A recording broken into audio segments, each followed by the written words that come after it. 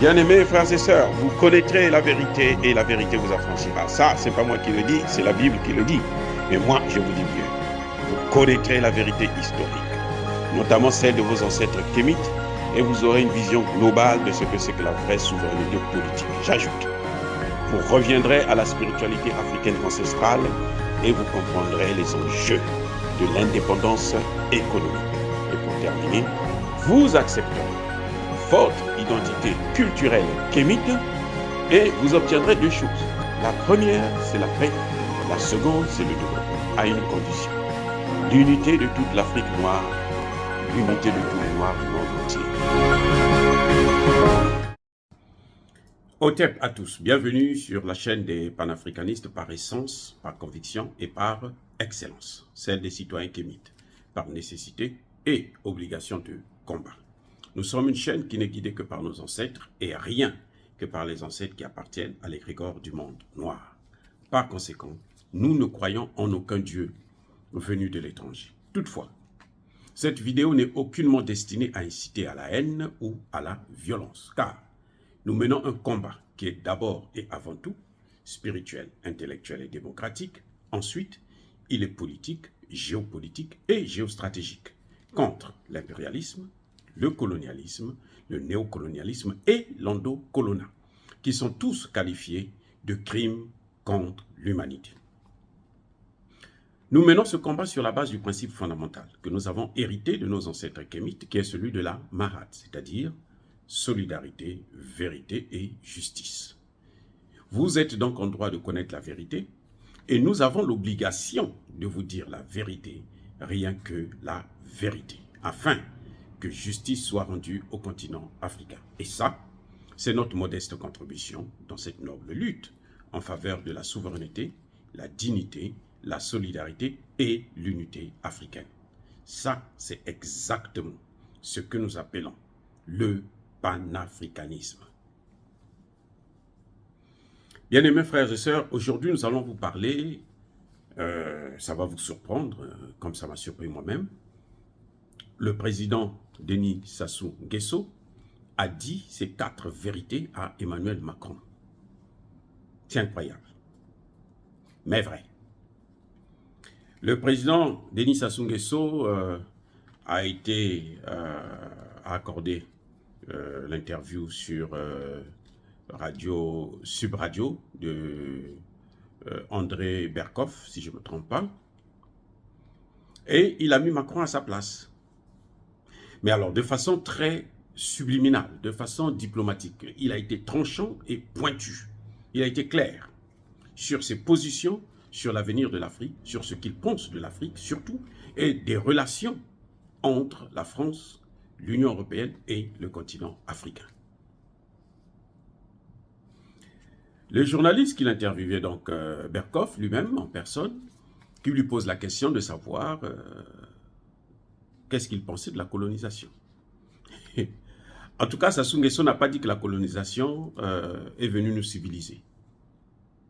Eh oui, il a été clair là-dessus. Le but même de la colonisation, c'était le contrôle. Le contrôle des ressources, d'abord humaines, mais aussi naturelles. Et donc, c'est un crime contre l'humanité. Il n'a pas sorti le mot, mais c'est ce qu'il voulait dire. C'est un crime contre l'humanité. On n'a pas à discuter là-dessus. Il a pris un exemple qui m'a frappé. Il dit, j'étais encore jeune, à Dolisie, une ville du Congo, et on s'amusait à compter le nombre de wagons qu'il y avait sur chaque train. Il y avait de ces moments où vous avez 50 wagons. Et ces 50 wagons, il y avait quoi dans ces wagons? Il y avait les grues, le bois. Donc, ils dévastaient les forêts. Vous vous rendez compte, depuis, donc là, Sassou Nguesso a plus de 75 ans, 80 ans maintenant, sinon plus. Donc, depuis l'époque là, ils avaient déjà commencé à massacrer les forêts africaines. Donc, vous vous rendez compte, si sur chaque wagon transporte au moins 10 grues, ça veut dire multiplié par 50, ça fait 500. Au moins 500 par jour. Mais les forêts ont souffert, nos forêts. Heureusement que ce sont des grandes forêts, mais elles ont souffert. Les premiers ravageurs des forêts africaines, ce sont eux. En tout cas, Sassou Nguesso le dit aujourd'hui. Donc, le journaliste était obligé de lui demander, mais au moins quand même l'éducation. Il dit non, l'éducation c'était les catholiques. C'est vrai, ils sont venus tous ensemble. C'était les 3 piliers de la colonisation. Hein, l'église, les missionnaires et puis les autres. Mais, comment on appelle ça? Ce qui est essentiel, c'est que Sassou Nguesso a bien précisé, même si lui, il a reçu l'éducation occidentale, qui d'ailleurs, aujourd'hui, se montre inefficace pour le développement de nos États, puisqu'on a formé beaucoup de cadres qui ne savent pas quoi faire, parce qu'ils n'ont pas été formés pour faire le développement de leur État, mais pour protéger les intérêts occidentaux. Et il a précisé, Sassou a bien précisé, nous avons notre système éducatif qui partait de l'initiation. Vous êtes initié et on vous forme traditionnellement à comprendre les choses de la société, les problèmes de la communauté. Et vous grandissez, au fur et à mesure que vous grandissez, vous prenez la connaissance. Donc, en fin de compte, Sassou Nguesso qui s'adressait à ce journaliste, mais il s'adressait en fait à Emmanuel Macron, que la colonisation, c'est quelque chose qui... c'est un crime contre l'humanité, et que vous devez changer. Voilà là où Sassou Nguesso parle à Emmanuel Macron. Il dit, vous devez changer. C'est la France qui doit faire un effort. C'est l'Union européenne. Il dit, mais si l'Union européenne ne change pas son comportement, l'avenir de l'Union européenne sera compromis en Afrique. Ça va être compromis en Afrique, c'est clair.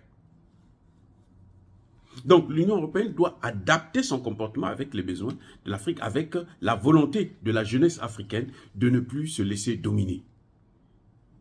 C'est exactement ce que le mot que Sassou Nguesso a pris. La domination. La colonisation, c'était la domination. Et Sassou Nguesso dit, mais il n'y a pas de sentiment anti-français en Afrique. Il a même pris l'exemple de Bamako. Il dit à Bamako, là, il n'y a pas le sentiment anti-français. C'est la France qui doit changer son comportement vis-à-vis du Mali. Oh là là, ça c'était formidable. Vous devrez écouter ça vous-même pour comprendre que là, le président Sassou Nguesso, de façon diplomatique, c'est un diplomate, il est dans ces affaires-là depuis 40 ans, c'est pas comme nous. Nous sommes des intellectuels, nous on doit dire les choses telles que nous les entendons, telles que nous les voyons, telles que nous les connaissons, telles que nous les observons. Mais lui, en tant que diplomate, il dit les choses, mais ça a été très profond. Eh oui, très profond. Le président Sassou Nguesso dit, il a même pris un exemple, il dit, mais attendez, vous pouvez partir au Congo, dans n'importe quelle ville, les gens aiment les Français, ils s'entendent bien avec les Français. Mais les gens ne veulent plus la façon dont les choses se passent. Les gens ne veulent plus, en quelque sorte, entre guillemets, les gens ne veulent plus du franc CFA. Les gens ne veulent plus des bases militaires. Donc vos bases militaires, prenez-les, repartez avec. Eh oui, les gens ne veulent plus de ça. Il a affirmé, quand on lui a posé la question de savoir si il soutenait, il comprenait qu'il pouvait condamner, en quelque sorte, la Russie, il dit non. Sassou Nguesso dit non. Le problème, il dit, moi j'ai voté, mon pays a voté, peut-être pas contre, mais mon pays n'a pas pris position. Il s'est abstenu. Et on sait que les pays qui se sont abstenus sont les pays qui soutiennent la Russie. Le journaliste a voulu forcer pour que Sassou Nguesso puisse condamner la Russie, il a dit non. Il dit, il faut que nous puissions négocier. Nous, l'Afrique, nous pouvons jouer un rôle pour vous aider à parler ensemble, entre vous les Européens. Ça, c'était formidable. Un coup, mais alors, le journaliste là, je ne suis pas sûr qu'il va encore inviter un jour Sassou Nguesso pour venir parler des questions entre les relations entre la France et l'Afrique. Il a été clair. Nous avons créé une zone de libre-échange. C'est vrai, il n'y a pas des infrastructures, il n'y a pas d'électricité et tout. L'Afrique est le seul continent qui n'est pas électrifié, alors que les potentialités sont énormes, il y en a, ça et là. Pourquoi? Parce que, il n'a pas précisé ça, mais en fait, il fait allusion justement aux relations qu'il y a entre les Européens, entre la France et les pays africains. Et il dit, si vous ne changez pas cette politique, vous n'allez pas, on ne pourra pas avoir des relations, une bonne coopération entre l'Afrique et l'Europe. Voilà ce que le président Sassou Nguesso dit à Emmanuel Macron. Que c'est à Emmanuel Macron de faire des efforts, c'est à la France de faire des efforts, c'est pas au Mali de faire des efforts, c'est pas au Burkina Faso de changer sa conduite, c'est pas au Tchad de faire des efforts, mais c'est à la France de changer son comportement. Et Sassou Nguesso sait que c'est Emmanuel Macron qui a tué Idriss Déby Itno. Donc, il ne faut pas se cacher derrière un soi-disant sentiment anti-français. Mais oui, ce sentiment anti-français sera une réalité si la France persiste dans ce comportement. Sassou Nguesso a été clair que la jeunesse d'aujourd'hui ne veut plus cet esprit de domination, cette relation où il y a le dominé et le dominant. Et la jeunesse aujourd'hui ne veut plus de ça. Et c'est à vous, aux Européens, c'est à la France de changer le comportement. Et Sassou Nguesso soutient directement la Chine, et plutôt la Russie. Parce qu'on va lui poser une question capitale, une question clé, de savoir si Sassou Nguesso, quelle est la personnalité politique du monde entier, après 40 ans de pouvoir, qui l'a marqué le plus. Mais Sassou Nguesso n'a cité aucun Français. Sassou Nguesso a cité un ancien président chinois qui avait déclaré avant sa mort que en 2025, la Chine sera la 5e puissance du monde. Aujourd'hui, la Chine est la 2e puissance. Sassou Nguesso a cité les personnes qui l'ont marqué, c'est Fidel Castro, c'est Yasser Arafat, c'est Hassan II du Maroc. Incroyable. Il n'y a pas de Français. Il a cité ces 3 grands dirigeants. Yasser Arafat, Fidel Castro, tous sont des communistes. Tous ont eu de bonnes relations avec l'ex-URSS. Donc, il soutient Poutine. Oh, voilà. C'est-à-dire que ça a été, j'ai suivi ça jusqu'à la fin, au moins 2 reprises pour mieux comprendre. Et je me suis dit que mais le gars, il a frappé Emmanuel Macron très dur. Il a fallu que le journaliste lui dise, mais les relations que tu as eues avec Jacques Chirac. Il dit, Jacques Chirac, c'est un frère. Il parle des relations humaines. On a eu des bonnes relations humaines, puisque c'est Jacques Chirac, tout le monde le sait, qui l'a aidé à revenir au pouvoir en 97. Ça, c'est vrai, c'est réel. Et donc, il ne peut pas ignorer ça. Mais, c'est-à-dire que, pour qui il a marqué? Des présidents qui ont fait un travail intense, formidable, il n'a pas parlé de Jacques Chirac, ni de De Gaulle, ou qui que ce soit. Il a été marqué par Arafat, Yasser Arafat, qui est l'ennemi des Occidentaux. Il a parlé de Fidel Castro, qui est l'ennemi des Occidentaux. Et pour mettre un peu bémol, il a parlé d'Hassan II. Et Hassan II, qu'est-ce qu'il dit? Parce que quand on lui dit que non, mais le discours de Mitterrand, la bolle, c'est Mitterrand qui avait imposé la démocratie. Puis il dit non. Sassou Nguesso a nié ça, il dit non. Et évidemment, nous avons déjà dit cela, que le discours de la bolle est venu après le début des conférences nationales en Afrique, notamment la conférence nationale du Bénin. Donc, Mitterrand n'a rien fait en fait. Mitterrand est venu seulement prendre le train au milieu et puis par la communication, il a voulu se passer pour le démocrate international. Mais Sassou Nguesso a répondu en disant que, mais écoutez, le jour de le discours de la bolle, vous avez prononcé vous avez fait la publicité du discours de la bolle, mais vous n'avez pas prononcé la réponse du roi Hassan II à François Mitterrand, qui lui disait que non, ça c'est une démocratie importée, C'est un système importé. Vous nous amenez une démocratie qui est clé à la main. Ça ne peut pas marcher comme ça. Ce n'est pas à vous de nous imposer comment nous devons nous comporter avec nos gars, nos populations. Et là, Sassou Nguesso a encore marqué un point en faisant comprendre aux journalistes que vous savez que ça avait été censuré. La presse n'en a pas parlé. Ça veut dire quoi? Sassou Nguesso dit à Emmanuel Macron que chez vous, il n'y a pas la liberté de la presse. Et là où il y a la liberté de la presse, en fait, c'est chez nous. Vous nous critiquez que nous n'avons pas de démocratie, mais en fait, vous êtes pire que nous. Et il a encore marqué un autre point qui était très fort. Il dit, j'ai vu à Brasilia, il n'y a pas longtemps, il y a quelques jours, où les populations ont envahi la présidence. Ils ont fait un coup d'État. Il dit, mais c'est exactement la même chose qu'il y a eu au Capitole à Washington. En janvier 2021, lorsque, comment dirais-je, Joe Biden a pris le pouvoir, quand il a prêté serment. Il dit, c'est la même chose. Il a oublié de parler du coup d'État en Allemagne, qui a eu lieu aussi tout récemment. Vous voyez, ça dit que Emmanuel Macron a été ramassé. C'est un peu la suite de Paul Biya, qui est venu ici pour dire on n'a plus besoin de votre aide au développement. Et nous voulons notre souveraineté monétaire. C'est ce que Sassou Nguesso est venu répéter. Alors le journaliste a été pris en tenaille. Le journaliste ne savait pas par où, comment s'en sortir.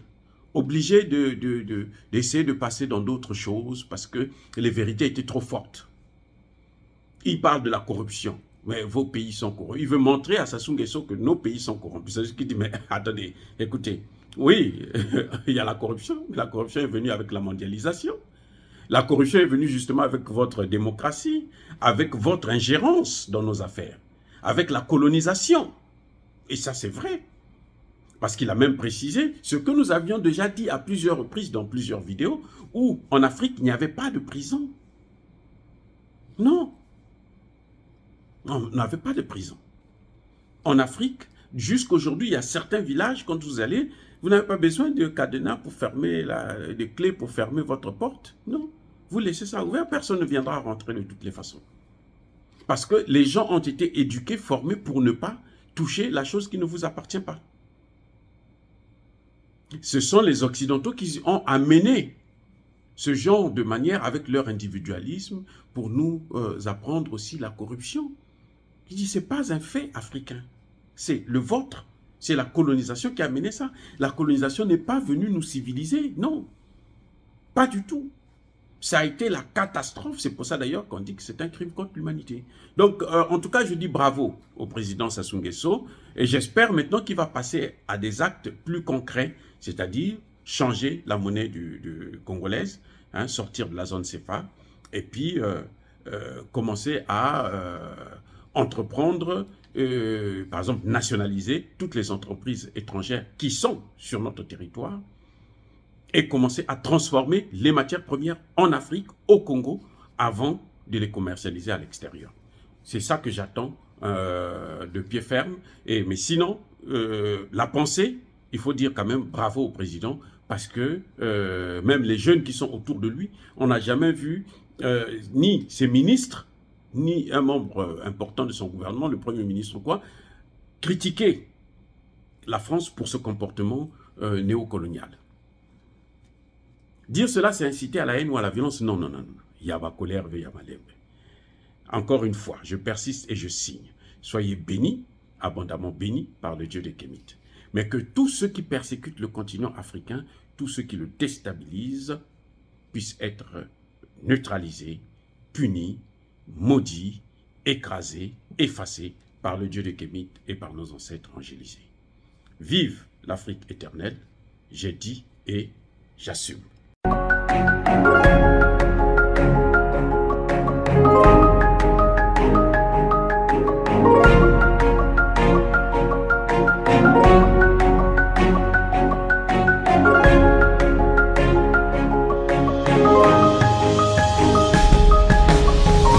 Eux, ils marchent par la foi et non par la vue. Mais moi, je vous conseille vivement de marcher par la connaissance scientifique et historique, notamment celle de nos ancêtres kémites, par les 5 sens et par l'intelligence. À vous, Apia.